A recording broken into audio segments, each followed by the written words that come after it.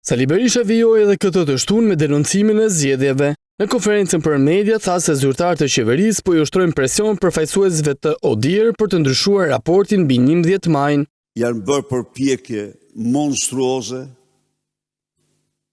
për të bërë presion shumë të madh, pikërisht për asgjë tjetër veç se për raportin që kanë shkruar. Janë bërë ndërhyrje në nivelet më të larta me telefona me rrugë të ndryshme, por përsëri besimi im është i madh.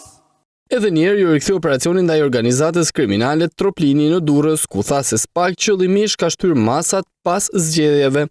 Autoritetet italiane prun urdhër arrestet me datën 19 shkurt. Nga kjo datë, Irena me 5 mbiemra delinkuente e dënuar me burg në vendin fqi dhe që mahet si turp i drejtësisë shqiptare në detyrë, nga Edi Rama dhe KLG-ja e tij, mbajti dosjen 42 ditë. Në listën e PS-s në Durrës, akuzoi se më të votuarit kanë pasur mbështetjen e bandave kriminale. Arkend Balla në vitin 2021, kur kumbarët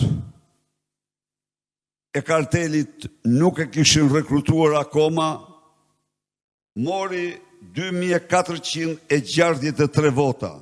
Arkend Balla në vitin 2025, nën patronazhin e kartelit Troplini, Elvis Doçit, mori 20.718 vota.